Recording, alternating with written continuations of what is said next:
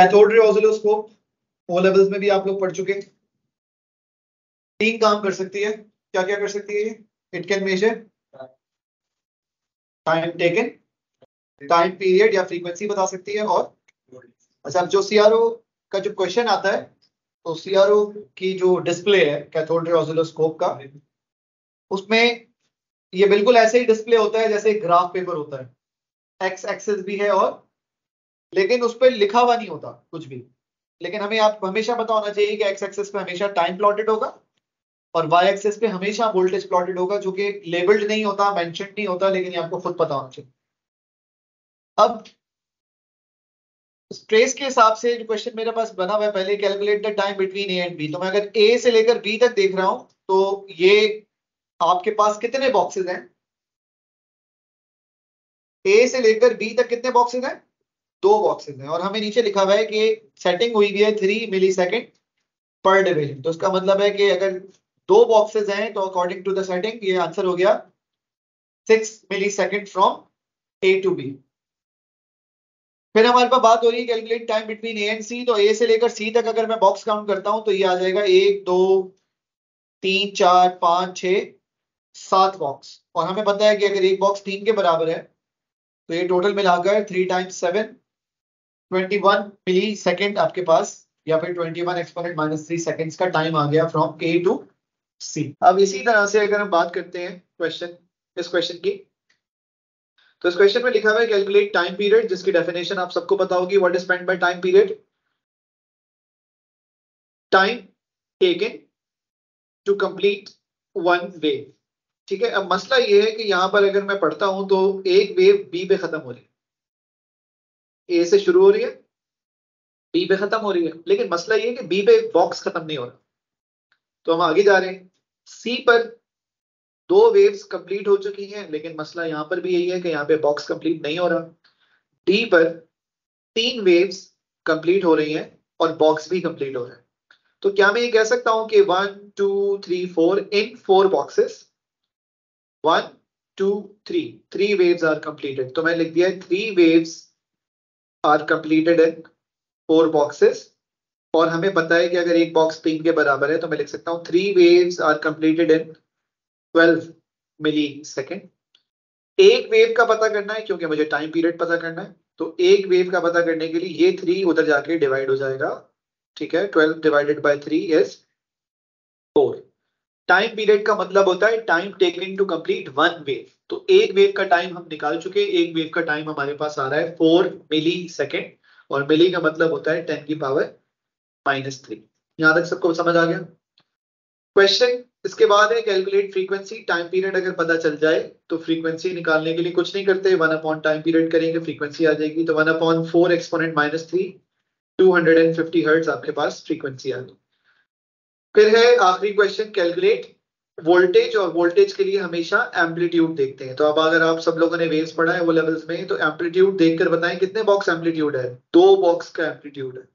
ठीक है, और इसका अलावा एम्पलीट्यूड एक और तरीके से भी निकाल सकते हैं, amplitude is half of peak to peak. तो पीक से लेकर पीक तक अगर आप देखते हैं 1 2 3 4 4 बॉक्सेस की पूरी वेव है पीक टू पीक, तो उसका आधा कर लो, कितना हो गया? 2 बॉक्स। अब एक बॉक्स कितने के बराबर है? क्योंकि हम वोल्टेज की बात कर रहे हैं ना, तो फिर हम टाइम वाली एक्सेस नहीं पढ़ेंगे, फिर हम वर्टिकल एक्सेस पढ़ेंगे। 5 वोल्ट पर डिवीजन। अगर मुझे पता है 2 बॉक्स है तो 10 वोल्ट हमारा आंसर आ गया। एक्यूरेसी का क्या मतलब होता है? Degree to which measured value is close to true value. उसकी एग्जांपल क्या है कि एक ऑब्जेक्ट है, उसका true mass, actual mass 50 kg है। अब आपने कुछ एक्सपेरिमेंट परफॉर्म किया, या आपने उसको इलेक्ट्रॉनिक बैलेंस पे प्लेस किया, कुछ भी किया, आपने जो उसका मास डिटरमिन किया है 3 स्टूडेंट्स ने, एक का रिजल्ट आ रहा है 48 kg, एक का आ रहा है 49 और एक का आ रहा है 53। ऑल्दो ये तीनों आंसर्स गलत हैं क्योंकि एक्चुअल आंसर तो 50 kg है, लेकिन अगर मैं इन तीनों में से पूछूं तो आप कहेंगे 49 kg इज एक्यूरेट। क्या मतलब है इस बात का? हाँ, क्योंकि इसमें एरर सबसे कम है। 50 में से जो क्लोजेस्ट है ना वो 49 है। अगर 48 की बात करें तो 2 kg का एरर है, 49 की बात करें तो 1 kg का एरर है, 53 की बात करें 3 kg का एरर है। तो 49 kg is the most accurate. Accurate का ये बिल्कुल मतलब नहीं है कि ये ट्रू वैल्यू है। सही है। एक्यूरेट का मतलब ये नहीं होता कि सही आंसर है। एक्यूरेट का क्या मतलब होता है? अगर आप एक आंसर को कह रहे हैं एक्यूरेट, तो इसका क्या मतलब है? इसका मतलब है जो भी ट्रू वैल्यू है ना, उससे करीब तरीन यही है, सबसे कम एरर इसमें। लेट्स से एक और स्टूडेंट परफॉर्म करता है एक्सपेरिमेंट और उसका आंसर 49.5 आ जाता है, तो फिर मैं 49 को भी नहीं कहूंगा एक्यूरेट, फिर मैं किसको कहूंगा? क्यों 49.5 को? क्योंकि अब ये क्लोजेस्ट है, तो इसका मतलब है इसकी कोई कोई हतमी कोई फाइनल वैल्यू नहीं होती। जब जब जैसे जैसे साइंस तरक्की करती जाती है, एक्यूरेसी बढ़ती जाती है। मतलब किसी चीज के बारे में अगर पहले आप कुछ कह रहे थे, नेक्स्ट अगर आपने कुछ उससे भी ज्यादा एक्यूरेसी आ गई उसमें, तो इसका मतलब क्या है कि जो भी उसकी ट्रू वैल्यू थी हम उससे और भी करीब पहुंच गए हैं। ठीक है, तो being accurate means being close to true value. Accuracy समझ आ गया था, तो दूसरी चीज है प्रिसिशन। प्रिसिशन क्या लिखा हुआ है? It is determined by the range of measured values और डेटा। प्रिसिशन डिपेंडेंट है किसके ऊपर? रेंज के ऊपर।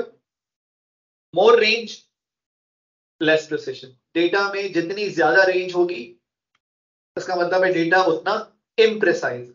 ठीक है। प्रिसिशन इसके अलावा डिपेंड करती है सिग्निफिकेंट फिगर्स पे, जो हम चैप्टर 1 में पढ़ चुके हैं। डेसिमल प्लेसेस पे डिपेंड करती है और लीस्ट काउंट पे डिपेंड करती है। ठीक है, अब इसका क्या मतलब है? आपको पता है सबको कि लीस्ट काउंट मीटर रूल का 0.1 सेंटीमीटर है, और माइक्रोमीटर स्क्रू गेज का लीस्ट काउंट। इन दोनों में से प्रिसाइज कौन है? माइक्रोमीटर स्क्रू गेज इसलिए प्रिसाइज है क्योंकि ये ज्यादा number of decimal places read करता है।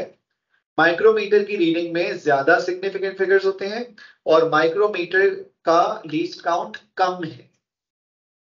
सही है, और इसीलिए माइक्रोमीटर प्रिसाइज है। तो इसका मतलब है अगर मैं एक रीडिंग को प्रिसाइज कह रहा हूं, तो इसका मतलब है उसमें नंबर ऑफ सिग्निफिकेंट फिगर्स ज्यादा है, डेसिमल प्लेसेस ज्यादा है, और उसका जो इंस्ट्रूमेंट है ना, वो छोटे से छोटी वैल्यू को मेजर कर सकता है। अगर मैं कह रहा हूं कि micrometer screw gauge is precise as compare to metre rule, तो मैं अब रीडिंग को नहीं कह रहा, मैं कह रहा हूं कि माइक्रोमीटर की जो रीडिंग्स आती हैं वो ज्यादा, माइक्रोमीटर बहुत छोटी रीडिंग को भी मेजर कर सकता है, तो इसका मतलब है माइक्रोमीटर इज प्रिसाइज। इसी तरह से अगर मैं बोलूं मुझे बताएं ये क्लॉक है और स्टॉप वॉच है, इनमें से प्रिसाइज कौन होगा? क्यों स्टॉप वॉच? क्योंकि स्टॉप वॉच छोटे टाइम को, कम छोटी वैल्यूज टाइम की मेजर कर सकता है, लेकिन क्लॉक बड़ी values, 1 second, stop watch 0.01 second. ये बात समझ आ गई आप लोगों को? तो जब हम एक रीडिंग को प्रिसाइज कह रहे हैं तो उसका ये मतलब होता है। और फिर नीचे अब मुझे एक बात बताएं, एक लेंथ है, मैं मेजर कर रहा हूं लेंथ को मीटर रूल से, फिर मैं सेम लेंथ को मेजर कर रहा हूं वर्नियर कैलिपर से मेजर कर रहा हूं और माइक्रोमीटर स्क्रू गेज से मेजर कर रहा हूं एक ही लेंथ को। इन दोनों लेंथ में से ज्यादा प्रिसाइज रीडिंग मुझे कहां से मिलेगी? सेम लेंथ, माइक्रोमीटर से। और ज्यादा एक्यूरेट वो हमें नहीं पता। हमें नहीं पता, क्यों नहीं पता? क्योंकि जो एक्यूरेसी है ना वो इंस्ट्रूमेंट डिपेंडेंट होती है। अब हो सकता है कि माइक्रोमीटर प्रिसाइज तो है लेकिन एरर है उसमें, 0 एरर है फॉर एग्जांपल, वर्नियर कैलिपर में नहीं। लेट्स से एग्जांपल है, तो माइक्रोमीटर ऑल्दो की प्रिसाइज रीडिंग दे रहा होगा, लेकिन सेम टाइम पे वो इनएक्यूरेट होगा। क्यों इनएक्यूरेट होगा? क्योंकि उसमें एरर है। तो उसकी रीडिंग्स होगी तो प्रिसाइज, लेकिन उनकी रीडिंग्स एक्यूरेट नहीं होगी। तो कोई रीडिंग अगर एक्यूरेट हो, वो प्रिसाइज भी हो, ये जरूरी नहीं। मतलब ये दोनों फैक्टर्स, एक्यूरेसी और प्रिसिशन के, बिल्कुल अलग अलग तरीके से जज किए जाते हैं। ऐसा भी हो सकता है कि एक रीडिंग एक्यूरेट और प्रिसाइज दोनों हो, ऐसा भी हो सकता है कि वो एक्यूरेट हो प्रिसाइज ना हो, या प्रिसाइज हो और एक्यूरेट ना हो। यहां तक कोई मसला तो नहीं किसी को? देन ये 4 टेबल है, 4 डेटा है। जी की वैल्यू होती है, ये ट्रू वैल्यू है जी। अब 4 स्टूडेंट्स ने एक्सपेरिमेंट परफॉर्म किए हैं। स्टूडेंट ए का जो डेटा है इसमें 5 वैल्यूज हैं। क्या इस डेटा को मैं प्रिसाइज कह सकता हूं? कह सकता हूं नहीं कह सकता? प्रिसाइज कहने के लिए मुझे इसकी रेंज निकालनी पड़ेगी। रेंज निकालने के लिए मुझे मैक्सिमम में से मिनिमम को माइनस करना पड़ेगा। इस 5 में से मैक्सिमम वैल्यू है 9.81 और मिनिमम वैल्यू है 9.79। तो जब मैं माइनस कर रहा हूं तो मेरा आंसर आ रहा है 0.02, जो कि बहुत छोटी वैल्यू है। तो मैं कह सकता हूं कि दिस डेटा इज प्रिसाइज, क्योंकि इसकी रेंज बहुत कम है। फिर इन 5 में से आप देखिए 3 वैल्यूज जो है ना, वो वही है जो ट्रू वैल्यूज। तो इसलिए इस डेटा को मैं एक्यूरेट भी कह सकता हूँ, क्योंकि ज्यादातर वैल्यूज वही हैं जो ट्रू वैल्यू हैं। तो ये डेटा एक्यूरेट भी है और ये डेटा प्रिसाइज भी है। डेटा 2 को अगर आप देखते हैं तो इस डेटा 2 में क्या एक्यूरेसी है? एक्यूरेसी है। क्यों? 5 में से 3 वैल्यूज ट्रू वैल्यूज है, एक्यूरेट है ये डेटा। लेकिन ये डेटा प्रिसाइज नहीं है। उसकी रीजन ये है कि अगर मैं माइनस करता हूं बड़ी वैल्यू में से छोटी वैल्यू को, तो 13.80 में से 4.79 माइनस करो, उतनी बड़ी वैल्यू आ रही। रेंज बहुत ज्यादा है। तो ये डेटा इम्प्रिसाइज है लेकिन एक्यूरेट। डेटा 3 को अगर हम देखते हैं तो ये डेटा एक्यूरेट नहीं है, क्योंकि इन 5 में से कोई भी वैल्यू ट्रू वैल्यू नहीं। लेकिन ये डेटा प्रिसाइज है क्योंकि इसमें रेंज बहुत कम है। डेटा 4 को अगर हम देखें तो ना ये एक्यूरेट है और ना ही ये प्रिसाइज है, क्योंकि ना इसमें से कोई वैल्यू ट्रू वैल्यू के बराबर है और ना ही इसकी रेंज बहुत कम है, इसकी रेंज बहुत ज्यादा है। यहां तक मतलब इन चारों डेटा को हम अगर ग्राफिकली रिप्रेजेंट करें तो ऐसे रिप्रेजेंट करेंगे। ये चार डेटा 1, 2, 3 और 4। अब देखें इसमें जो ग्राफ बना हुआ है ना, वो वही शो कर रहा है जो हमने भी पढ़ा था। अब आप देखें कभी ऐसे ये है, ये एक तरह की आपको खुद भी पता होगा, ये बात याद रखनी है। कभी भी ग्राफ आएगा ना, कोई भी ग्राफ हो, तो सबसे पहले पढ़ लेते हैं कि किसके अगेंस्ट प्लॉटेड है, मतलब एक्स एक्सिस पे क्या है, वाई एक्सिस पे क्या है। तो यहाँ पर भी हम पढ़ लेते हैं। एक्स एक्सिस पे क्या लिखा हुआ है? रीडिंग, जिसमें से एक कौन है? True value. रीडिंग्स तो बहुत सारी हो सकती है ना, उसमें से एक कौन है? और वाई एक्सिस पे नंबर ऑफ रीडिंग्स। जैसे मैं अगर आपसे बोलूं इस टेबल में से मुझे बताओ टोटल नंबर ऑफ रीडिंग्स कितनी है? 5। रीडिंग खुद कौन है? तो आप बोलोगे 9.80 है, 9.79 है। और मैं अगर बोलूं इनमें से ट्रू वैल्यू कितनी है? कितनी है? 3 है। तो ये बात समझ आ रही है? तो ये नंबर ऑफ ट्रू वैल्यूज कितनी है? 3। सबसे ज्यादा ट्रू वैल्यू ही आ रही है इस हिसाब से। इसमें देखें कि most repeated value is the true value. Range बहुत ज्यादा है, बहुत कम है, तो दोनों चीजें सेटिस्फाई हो रही है। इसका मतलब है ये जो ग्राफ है ये शो कर रहा है data is precise and data is accurate. अगर मैं ग्राफ 2 को पढ़ता हूं तो रेंज बहुत ज्यादा है, इसका मतलब है डेटा प्रिसाइज नहीं है। लेकिन जो मोस्ट रिपीटेड वैल्यू है ना, जहां पीक बन रही है, वो ट्रू वैल्यू। अच्छा, ग्राफ 3 रेंज बहुत कम है, विच मीन्स ये प्रिसाइज है। लेकिन अगर आपसे मैं बोलूं तो most repeated value is not the true value. तो इसका मतलब ये क्या है? इनएक्यूरेट है लेकिन ये प्रिसाइज। ग्राफ 4 में आप देखें रेंज ज्यादा है और पीक भी ट्रू वैल्यू पर नहीं बन रही, तो ना ये एक्यूरेट है और ना ही ये precise. Error is the difference between measured and the true value. आपने ऑब्जेक्ट की जो वैल्यू मेजर की है, लेट्स से 48 है, लेकिन ऑब्जेक्ट की जो ट्रू वैल्यू है वो है 50 मास उसका। उसका मतलब है आपकी जो कैलकुलेशन है, जो आपकी रीडिंग्स आई है, उसमें 2 किलोग्राम का एरर आ गया। ठीक है। अब एरर की सोर्सेस बहुत सारी हो सकती हैं, जिसमें दो मेजर जो सोर्सेज आपके पास आ जाएंगी, वो या तो रैंडम होगी या फिर सिस्टमैटिक होगी। रैंडम एरर किसे कहते हैं? Errors in measurements that lead to measurable values inconsistent when the same measurement of the quantity is repeated। अगर मैं same quantity को multiple times repeat करके, जैसे simple pendulum का time period आप measure कर रहे हैं, जब भी आप measure करते हैं हर दफा आपके पास एक different value आ जाती है। तो सेम क्वांटिटी की मेजरमेंट रिपीट हो रही है, लेकिन बार बार इनकंसिस्टेंसी है, बार बार वैल्यूज डिफरेंट आ रही हैं। तो जिस वजह से डिफरेंट आ रही हैं, उस रीजन को, उस एरर को रैंडम एरर कहते हैं, जिसकी वजह से आपके पास सेम क्वांटिटी की रिपीटेड वैल्यूज हर दफा डिफरेंट आ रही हैं। ठीक है। किस वजह से हो सकते हैं? सोर्सेस क्या है रैंडम एरर्स की? Due to the factors that are not in control of human being. For example air resistance आपके कंट्रोल में नहीं है, आप खत्म नहीं कर सकते, आप उसको कांस्टेंट नहीं रख सकते, आप उसको कम ज्यादा नहीं कर सकते। इसी तरह से आपका प्रेशर हो गया, ह्यूमिडिटी हो गई, ठीक है, ये आप इसको कंट्रोल नहीं कर सकते। तो वो तमाम फैक्टर्स जो आपके कंट्रोल में नहीं है और आप उनको कांस्टेंट नहीं रख सकते, आप उनको खत्म नहीं कर सकते, उन फैक्टर्स की वजह से अगर एरर आ रहा है तो वो रैंडम एरर है। These errors can be reduced by repeating the experiment और taking average। अगर इन एरर्स को आप रिड्यूस करना चाहते हैं, इनके इफेक्ट को मिनिमाइज करना चाहते हैं, तो आप same experiment multiple times repeat करते हैं और जो आपके आंसर्स आते हैं, रिजल्ट्स आते हैं, उनका एवरेज ले लेते हैं। इससे आपको फायदा ये होता है कि आपका जो एरर है वो रिड्यूस हो जाता है, कम हो जाता है। या फिर क्या कर सकते हैं, रैंडम एरर्स को मिनिमाइज या कम या खत्म करने के लिए हम बेस्ट फिट लाइन ड्रॉ करते हैं। जब आप अगर किसी ग्राफ में बेस्ट फिट लाइन बनी हुई देख रहे हैं तो बेस्ट फिट लाइन का मतलब ही क्या है, पॉइंट्स स्कैटर्ड थे और आपने एक लाइन बना दी, विच मींस आपने उनका एवरेज यूज कर लिया, तो आपने रैंडम एरर को मिनिमाइज करने के लिए काम किया। रैंडम एरर जितना ज्यादा होता है डेटा उतना इम्प्रेसाइज हो जाता है, क्योंकि आपकी डेटा की रेंज उतनी बढ़ जाती है। तो जितना बड़ा रैंडम एरर उतनी ज्यादा रेंज, उतनी कम प्रिसिशन। तो रैंडम एरर किसको अफेक्ट करता है? It affects precision.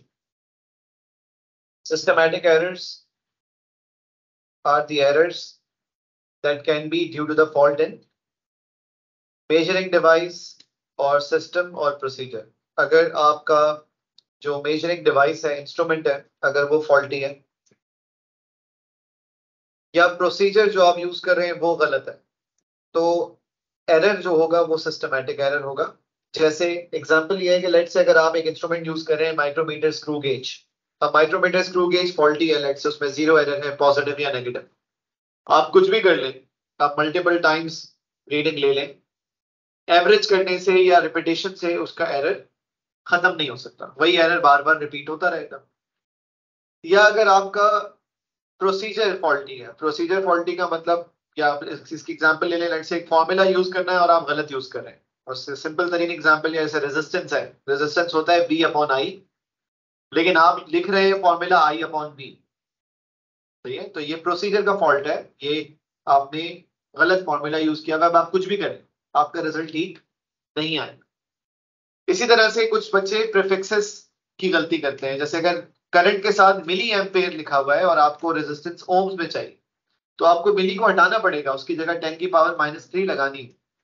ये भी सिस्टमैटिक एरर, ठीक है। ऐसे एरर्स को रिपीटेशन से या एवरेज करके आप खत्म नहीं कर सकते। ये एरर्स कब कब ठीक होते हैं? जब आप एक्सपेरिमेंटल टेक्निक अपनी कोई ना कोई अडॉप्ट करते हैं। मतलब एक्सपेरिमेंटल टेक्निक ये हो सकती है कि आप फॉर्मूला को ठीक कर लें, या ये हो सकता है कि अगर आपका इंस्ट्रूमेंट फॉल्टी है, उसमें जीरो एरर है, तो आप वो नोट करके फाइनल आंसर में ऐड या सब्ट्रैक्ट कर दें। जो हमें पता है कि पॉजिटिव एरर को सब्ट्रैक्ट करते हैं, नेगेटिव एरर को ऐड करते हैं। ये एक्सपेरिमेंटल टेक्निक्स है, अगर ये फॉलो नहीं होती या अडॉप्ट नहीं करते आप, तो सिस्टमैटिक एरर खत्म नहीं हो सकता, वो वैसे ही रहेगा।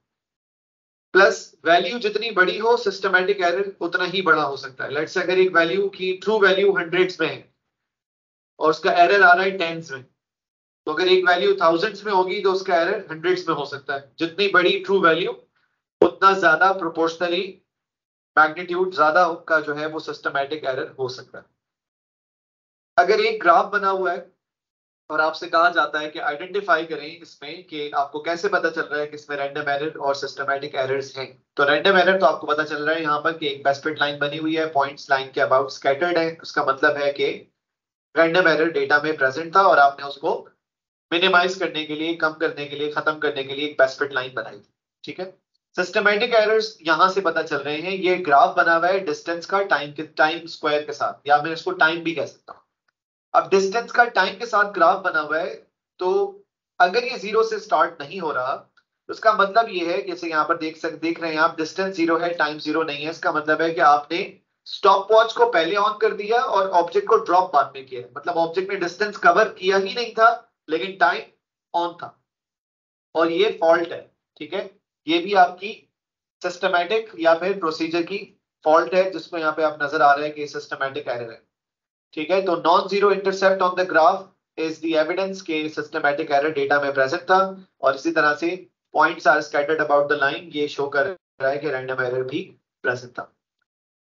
मैंने आपको पहले भी बताया कि रैंडम एरर अफेक्ट करता है रेंज को और इसी तरह से प्रिसिशन को। जितना ज्यादा रैंडम एरर उतनी ज्यादा रेंज, उतनी कम प्रिसिशन।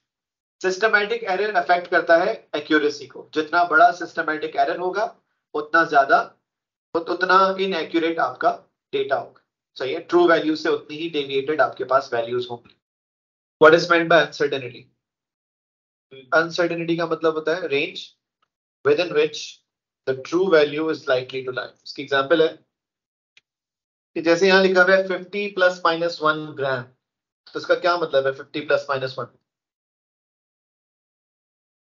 49 से लेकर, इसका मतलब है ऑब्जेक्ट का जो मास है वो 49 से लेकर 51 ग्राम के बीच में उसकी ट्रू वैल्यू कोई भी वैल्यू हो सकती है, इसीलिए लिखा हुआ है range within which the true value is likely to lie. तो जब हम अनसर्टेनिटी बताते हैं तो एक्चुअली हम बता रहे होते हैं वो रेंज जिसमें किसी भी ऑब्जेक्ट की जो ट्रू वैल्यू है वो लाइकली टू लाई उस जगह पर हो सकती है। अगर इसी तरह से यहाँ पर अनसर्टेनिटी ज्यादा है, 5 है, उसका मतलब इसकी रेंज ज्यादा है। इसकी रेंज कहां से कहां तक होगी? 245 से लेकर 255 तक इसकी रेंज है, कि मतलब इसका मास बिटवीन 245 और 255 के कहीं पे भी हो सकता है। तो जब भी आप किसी क्वांटिटी में अनसर्टेनिटी कोट करते हैं तो आप एक्चुअली रेंज कोट कर रहे होते हैं कि इस रेंज में इसकी ट्रू वैल्यू इज पॉसिबल। ठीक है। अब अनसर्टेनिटी जब भी आप कैलकुलेट करते हैं तो जैसे एक इक्वेशन दी गई है, speed is equal to distance upon time. जब भी अनसर्टेनिटी की कैलकुलेशन होगी तो हमेशा आप उसकी इक्वेशन को ना ट्रांसफॉर्म कर देंगे, चेंज कर देंगे और अनसर्टेनिटी के हिसाब से इक्वेशन बनाएंगे। जैसे ये लिखा हुआ है v is equal to D upon T, ये तो नॉर्मल इक्वेशन है, लेकिन जब मैं अनसर्टेनिटी कैलकुलेट करूंगा तो मुझे इस इक्वेशन को ट्रांसफॉर्म करना पड़ेगा, जैसे मैंने यहाँ पे किया है। अब ट्रांसफॉर्म करने के बाद आपको ट्रांसफॉर्म करना कैसे वो हम आगे सीख रहे हैं, लेकिन अब पढ़ना भी आना चाहिए। इसमें जो डेल्टा v अपॉन v लिखा हुआ है इसको पढ़ते हैं फ्रैक्शनल अनसर्टेनिटी ऑफ v। इसी तरह से delta d upon d fractional uncertainty of d, fractional uncertainty of t। Delta v upon v को अगर मैं 100 से मल्टीप्लाई कर दूं तो इसको पढ़ते हैं परसेंटेज अनसर्टेनिटी इन v, और अगर सिर्फ डेल्टा v लिखा हो तो इसको पढ़ेंगे अनसर्टेनिटी इन v या एब्सोल्यूट अनसर्टेनिटी इन v। ठीक है। अगर आप इस इक्वेशन में डेल्टा t अपॉन t को सब्जेक्ट बनाते हैं तो डेल्टा t अपॉन t उधर जाकर क्या हो जाना चाहिए? माइनस हो जाना चाहिए। लेकिन अनसर्टेनिटी की इक्वेशन में कभी भी माइनस का साइन नहीं आएगा। सब्जेक्ट आप किसी को भी बना लें, अनसर्टेनिटी की इक्वेशन में आप माइनस नहीं लगाएंगे। अनसर्टेनिटीज कभी भी सब्ट्रैक्ट नहीं होती, हमेशा ऐड होती है। यहाँ लिखा है no negative sign in equation of uncertainty calculation. ठीक है। जब भी आप अनसर्टेनिटी कैलकुलेशन के लिए इक्वेशन बनाएंगे नेगेटिव का साइन उसमें बिल्कुल भी नहीं आएगा। अब देखिए इसमें देखिए लेंथ लिखी हुई है 28.3 और साथ में उसकी अनसर्टेनिटी गिवन है 0.4। ठीक है, सेंटीमीटर। तो अगर आपसे वैसे ही देखकर ही कोई पूछे बताएं अनसर्टेनिटी कितनी या एब्सोल्यूट अनसर्टेनिटी कितनी है, तो वो कोई कैलकुलेशन की जरूरत नहीं, लिखी हुई है सामने, आपने लिख दिया 0.4 सेंटीमीटर। लेकिन अगर आपसे पूछते हैं फ्रैक्शनल अनसर्टेनिटी बताएं तो आप 0.4 डिवाइडेड बाय 28.3 जो भी आंसर आ जाएगा फ्रैक्शनल अनसर्टेनिटी हो जाएगी। और अगर मैं इसी को पूछूं परसेंटेज अनसर्टेनिटी बताएं तो मैंने आपको बताया था कि इसी को आप मल्टीप्लाई बाय 100 कर देंगे तो उसके बाद आंसर आ रहा है 1.41%। यहाँ तक कोई मसला? अब हम इक्वेशंस फॉर्म करना सीख रहे हैं। इक्वेशंस दो तरह की हो सकती हैं, या तो इक्वेशन सम की फॉर्म में होगी या फिर इक्वेशन प्रोडक्ट की फॉर्म में होगी। सम का मतलब होता है प्लस माइनस। ठीक है, सिर्फ प्लस नहीं होता। सम का मतलब होता है प्लस माइनस, प्रोडक्ट का मतलब होता है मल्टीप्लाई डिवाइड। ठीक है, तो दो ही तरह की इक्वेशन हो सकती हैं, या तो इक्वेशन होगी सम की या फिर इक्वेशन होगी प्रोडक्ट की। अब ये जो इक्वेशन हम सीख रहे हैं ये है सम की इक्वेशन, जिसमें इक्वेशन नंबर 1 है Q is equal to A plus B. ये इक्वेशन है। अब मुझे इक्वेशन के बाद इक्वेशन की अनसर्टेनिटी की इक्वेशन बनानी है, तो मैं क्या लिखूंगा? डेल्टा Q मतलब uncertainty of Q is equal to uncertainty of A plus uncertainty of B। यही इक्वेशन अगर होती Q is equal to A minus B तो भी हमने यही लिखना था। क्यों? क्योंकि मैंने आपको बताया था कि अनसर्टेनिटी की इक्वेशन में माइनस का साइन नहीं होता। नहीं, ठीक है। तो Q is equal to A minus B, तो भी हम क्या लिख रहे हैं? Delta Q is equal to delta A plus delta B। ठीक है, इस इक्वेशन में इक्वेशन 3 में प्लस माइनस दोनों है, लेकिन फिर भी हम क्या लिख रहे हैं? प्लस ही लिख रहे हैं, क्योंकि मैंने आपको पहले भी बताया हुआ है कि अनसर्टेनिटी की इक्वेशन में कभी भी नेगेटिव का साइन नहीं आएगा। अनसर्टेनिटी कभी भी सब्ट्रैक्ट नहीं होगी, हमेशा ऐड होगी। अब देखें ये जो इक्वेशंस बनी हुई है, जैसे इक्वेशन 1 है Q is equal to A multiplied by B, ये है प्रोडक्ट की इक्वेशन। प्रोडक्ट की इक्वेशन में हमेशा फ्रैक्शनल अनसर्टेनिटीज की इक्वेशन बनती है। तो अब ये लिखा हुआ है Q is equal to A B, तो हम इसको लिखेंगे डेल्टा क्यू अपॉन क्यू, जिसको मैं पढ़ूंगा fractional uncertainty of Q is equal to fractional uncertainty of A plus fractional uncertainty of B. Equation 2 में a अपॉन b लिखा हुआ है, लेकिन इसको भी हम क्या लिखेंगे, delta Q upon Q is equal to delta a upon A plus delta b upon b। अगर आपको इसको मैं बोलूं a अपॉन b को मैं अगर लिख दूं a multiplied by b to the power -1, लिख सकता हूं नहीं लिख सकता? a multiplied by b to the power -1 लिख सकते हैं ना? हाँ, तो वही बात है, प्रोडक्ट में इसीलिए कह रहा हूँ कि फ्रैक्शनल अनसर्टेनिटीज की इक्वेशन जो है ये प्रोडक्ट की इक्वेशन है, चाहे वो फ्रैक्शन में भी हो, वो होता वो प्रोडक्ट ही, बस देखने का तरीका अलग। ठीक है, इक्वेशन 3 लिखा हुआ है q is equal to A B upon C. इसकी भी इक्वेशन क्या बनेगी, fractional uncertainty of a plus fractional uncertainty of b plus fractional uncertainty of c। यहां तक का मसला। अब इसी में अगर पावर्स या रूट्स इन्वॉल्व हो जाए तो क्या करेंगे, जैसे आप इसमें देखें, इसमें लिखा हुआ है q is equal to a to the power n multiplied by b, तो ये हो जाएगी delta q upon q is equal to n। n कहां से आया, जो a की पावर है वही आपने फ्रैक्शन के साथ मल्टीप्लाई कर देनी है, plus delta b upon b। Equation 2 में लिखा हुआ है q is equal to root A B. Root का मतलब आप सबको पता है, रूट का मतलब होता है पावर हाफ, और क्योंकि रूट दोनों पर था तो इसलिए हाफ दोनों से मल्टीप्लाई होगा, delta a upon a plus delta b upon b का जो सम है उससे हाफ मल्टीप्लाई हो जाएगा। इक्वेशन 3 में q is equal to 4 into A cube B square. इसमें जो 4 है वो कांस्टेंट है। कांस्टेंट का मतलब यही होता है कि उसमें कोई अनसर्टेनिटी नहीं है। कांस्टेंट का मतलब उसकी फिक्स वैल्यू है, इसमें कोई कमी ज्यादा नहीं है, उतनी ही वैल्यू। तो 4 को तो आप गायब कर देंगे। 4 को हम क्यों नहीं लिख रहे, क्योंकि अनसर्टेनिटी की इक्वेशन में सिर्फ वो वेरिएबल्स होने चाहिए जिनमें अनसर्टेनिटी हो। 4 में कोई अनसर्टेनिटी नहीं है, तो इसलिए कांस्टेंट को कभी भी अनसर्टेनिटी की इक्वेशन का पार्ट नहीं बनाते, हटा दिया। 3 कहां से आया, जो a पर पावर थी वो 3 आया है, और 2 कहां से आया, जो b पर पावर थी वो उस वजह से 2 आया। इस एग्जांपल में देखिए इनिशियल टेम्परेचर कितना गिवन है, 25 प्लस माइनस 0.1, फाइनल टेम्परेचर है 60 प्लस माइनस 0.1। तो अगर आपसे टेम्परेचर डिफरेंस पूछ रहे हैं तो टेम्परेचर डिफरेंस तो हो गया 60 माइनस 25 मतलब 35, लेकिन 35 में अनसर्टेनिटी कितनी है, ये 0.2 क्यों हो गई है, क्योंकि देखिए वैल्यूज तो सब्ट्रैक्ट हो सकती हैं लेकिन अनसर्टेनिटी हमेशा ऐड होती है। तो 0.1 और 0.1 की जो मिलाकर कंबाइंड अनसर्टेनिटी है वो कितनी हो गई, 0.2 हो गई है। ठीक है, तो uncertainties are always added values के साथ, वो अकॉर्डिंग टू द सिचुएशन आप जो काम कर रहे हैं, लेकिन अनसर्टेनिटीज को उनके रूल्स के अकॉर्डिंगली डील करना है। कोई भी फ्रैक्शनल अनसर्टेनिटी की इक्वेशन अगर हो तो उसमें आप परसेंट का साइन लगा देंगे पूरी इक्वेशन में, तो वो पूरी की पूरी इक्वेशन परसेंटेज अनसर्टेनिटी की इक्वेशन में ट्रांसफॉर्म हो जाएगी। ठीक है, तो जैसे अगर मैं आपसे बोलूं कि टाइम की परसेंटेज अनसर्टेनिटी निकालनी है, तो फ्रैक्शनल अनसर्टेनिटी की इक्वेशन को ही हमने सिर्फ आगे परसेंट का साइन लगा के रीड कर लेना है कि percentage uncertainty of time is sum of percentage uncertainties of speed and distance. तो जो भी इक्वेशन होगी उसमें सिर्फ परसेंट का साइन आप लगा दें पूरी इक्वेशन में, तो वो पूरी की पूरी इक्वेशन जो पहले फ्रैक्शनल अनसर्टेनिटी की इक्वेशन थी वो परसेंटेज अनसर्टेनिटी की इक्वेशन में ट्रांसफॉर्म हो जाती है। ठीक है जी, नेक्स्ट ये एक एग्जांपल है, आप देख लें। एरिया का फॉर्मूला क्या होता है, पाई आर स्क्वायर। अगर मैं आपसे बोलूं कि इसकी अनसर्टेनिटी की इक्वेशन बनाए तो क्या बनेगी, delta A upon A is equal to delta pi upon pi. अच्छा ठीक है, पाई हटा देंगे, पाई कांस्टेंट है और उसको अनसर्टेनिटी की इक्वेशन में नहीं लेंगे, तो 2 डेल्टा आर अपॉन आर। पाई को हमने इंक्लूड क्यों नहीं किया, क्योंकि पाई आजकल जो है वो कांस्टेंट कह रहे हैं लोग। ठीक है, वॉल्यूम। अच्छा, इसी तरह से अगर x is equal to Y square into G लिखा हुआ है तो delta x upon x, root का मतलब होता है तो half into 2 delta y upon y delta z upon z। इसी तरह से एक और इक्वेशन हो सकती है, volume is 4 upon 3 pi r cube. क्या बनेगी इक्वेशन,